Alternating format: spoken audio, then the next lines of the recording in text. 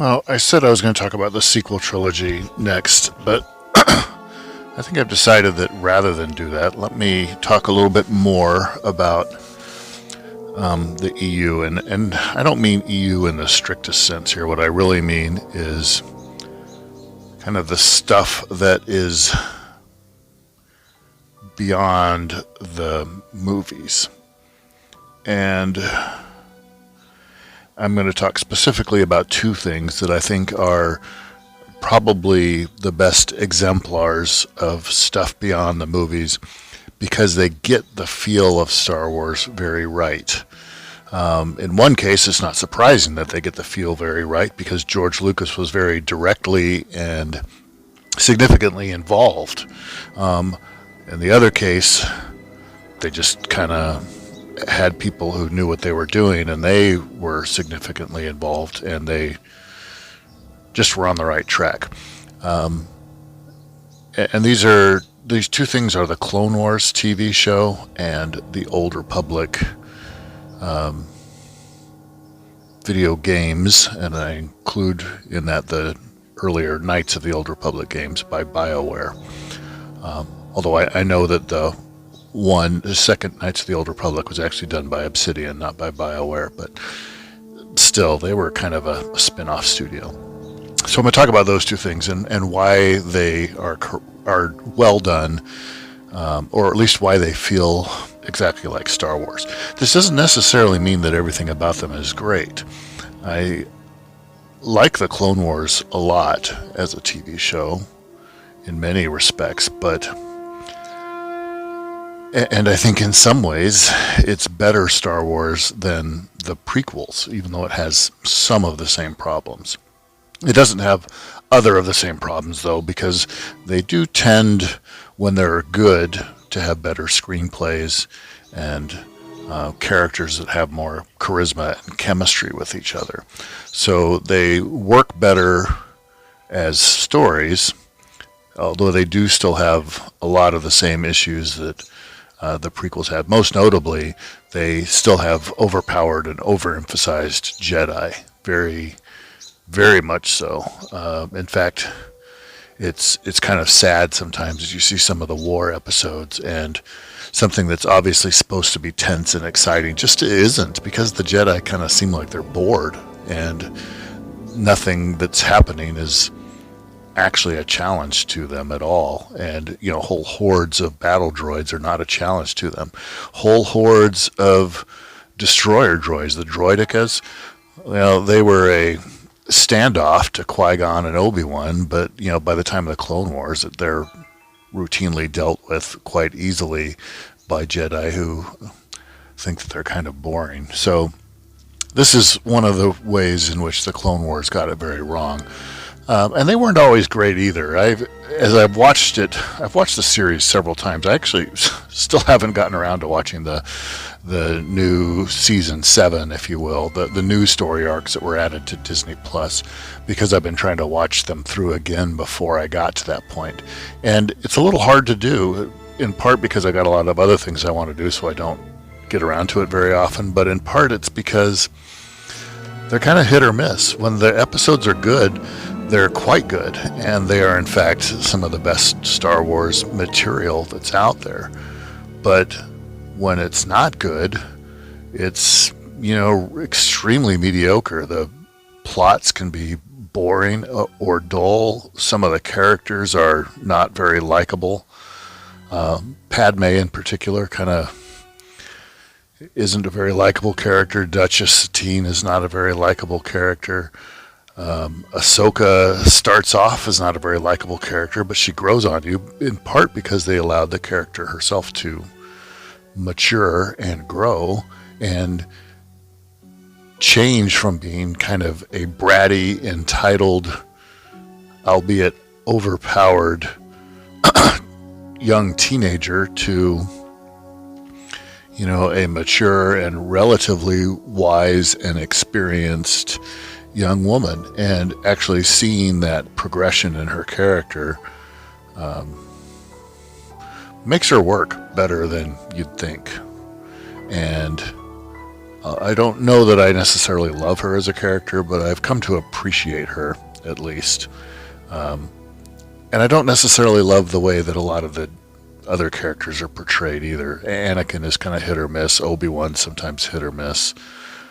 Most of the other Jedi are as well. So the Clone Wars, I don't mean by any means to say that it's perfect, because it's not. It still has a number of issues. Some of them related to writing, and some of them related to other things.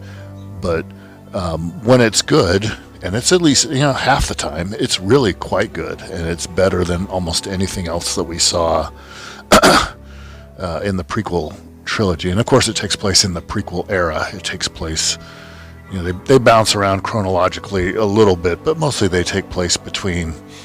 Actually, well, not mostly. They take place between Attack of the Clones and Revenge of the Sith, with the very latest chronologically actually taking place at the same time as Revenge of the Sith. So, that's kind of the era that it's in. I, again, don't know that I think that that's really the best era to have been explored, but whatever, that ship sailed, it's been done. And they've done a reasonably good job with it, I think. And I recommend the Clone Wars, of course. Some people who, I think most Star Wars fans are familiar with it and have watched it. I guess there's probably a handful of Star Wars fans who look at that and say, oh, it's a cartoon, it's not real Star Wars. If you're one of those kind of people, I definitely recommend that you check it out. It is pretty well done. It doesn't feel like a kid's cartoon, or at least it doesn't feel any more like a kid's cartoon than the prequels themselves do. And George Lucas has sometimes said that the Star Wars was always for kids, and this obviously wasn't really true. I think that he thought that he was basing it in some respects on stuff that he liked as a kid, so he knew that kids would enjoy it, but it wasn't ever meant for kids. And there's dialogue in there that isn't kid friendly. It's not like outright adult. There's not like outright cursing or F-bombs or anything like that in it.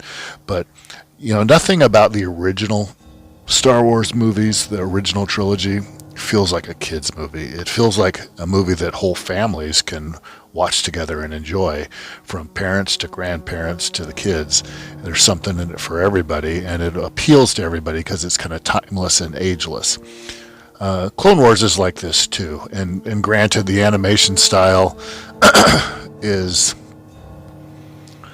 deliberately kind of stylized sometimes, and I don't know, if it were a little more realistic, maybe it would be better. I think that because it's animated, though, they could afford to make it, and I think that it's definitely worth checking out. I think that it's done very well. And one of the things in particular, regardless of the quality of it, one of the things that I will definitely say about it is that it feels like Star Wars, and in many ways it feels more like Star Wars than the Clone Wars, in part because they usually have better pacing, less ponderousness, and just kind of more swashbuckling and lightness, which is something that George Lucas completely lost in the prequels for the most part, but which was always integral to what Star Wars was. And it's just impossible to do Star Wars without that, I think. So Clone Wars is something that I think is very, very Star Wars-ish, and anybody who's into Star Wars should absolutely be a fan of the Clone Wars, even more so in some respects than of some of the Star Wars movies that have come out since. I actually think that the Clone Wars is better Star Wars product than the prequels, although of course it's dependent on the prequels for context, so it's not like you can miss the prequels and watch the Clone Wars. You can't do that, but I actually think it's better than the prequels, and it's certainly better than the sequels. The other one that I think is really good is the Old Republic stuff. This is not made with any George Lucas direct involvement, and it does kind of draw in a lot of expanded universe lore, if you will, especially about things like the Mandalorians and whatnot. But in reality, the Old Republic stuff kind of charted its own course. not only in terms of, I mean, obviously the first thing it did is it removed itself in time far enough from the movies that they could do whatever they want and not feel like they were beholden to any plot point that was going to pop up in the movies. It takes place, I can't remember off the top of my head. It's over 3,000 years earlier than the first Star Wars movie. It's and for context, over 3,000 years ago puts us to the Trojan War or earlier, the Bronze Age. I mean, we're talking, or the middle Bronze Age, even not the end of, well, I guess up to the end of the Bronze Age. It's so far away that no cultures that are directly ancestral to ours are even in existence, and if they were, they're unrecognizable. Now, they didn't do this. It's still Star Wars that feels like Star Wars, and you still have Republic, and you still have Sith, and you still have Jedi, and they're very similar to as you see them in the prequels, because they're established. It's not like there's the Jedi or a handful of fugitives, but it's very similar. The Sith troopers look a lot like stormtroopers, for instance. Stuff like that. So there's a lot of familiarity with it, but they also had the freedom to chart their own course. And with regards to lore, they actually also created mostly their own lore that kind of does its own thing and isn't very related to what else is going on, with the exception of the Mandalorians. That's one thing where they kind of borrowed a fair bit of lore from the expanded universe.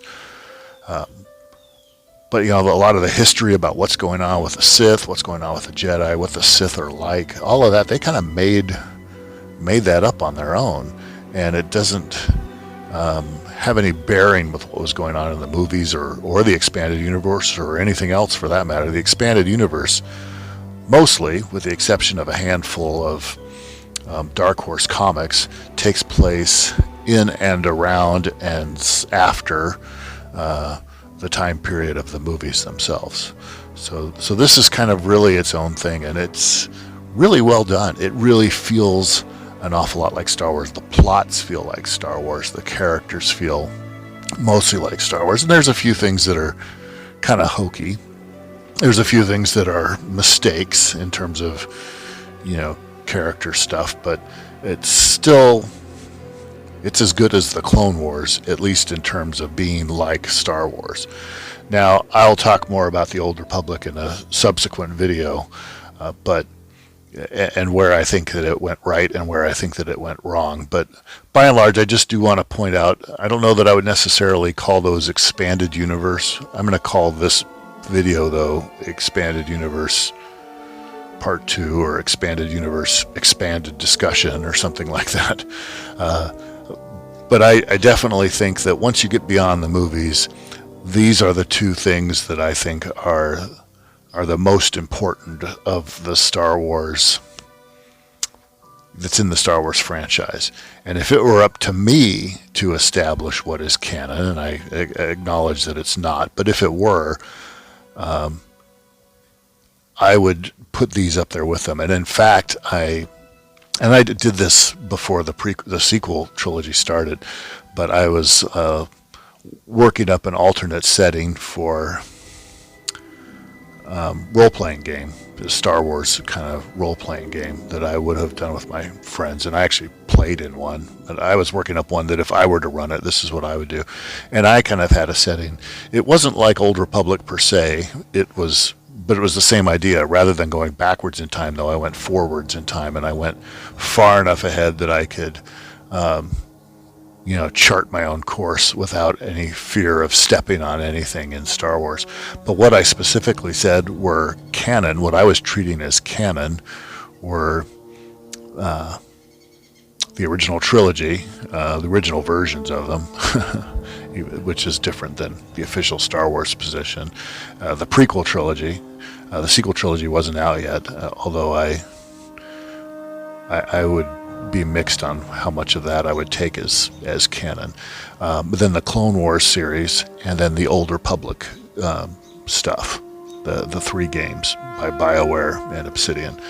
Although granted, because I was far enough ahead in time, the details of many of that didn't matter, but I could liberally and easily borrow anything from any of those that I wanted to and say, yeah, this is now important because I established that all of those things had happened.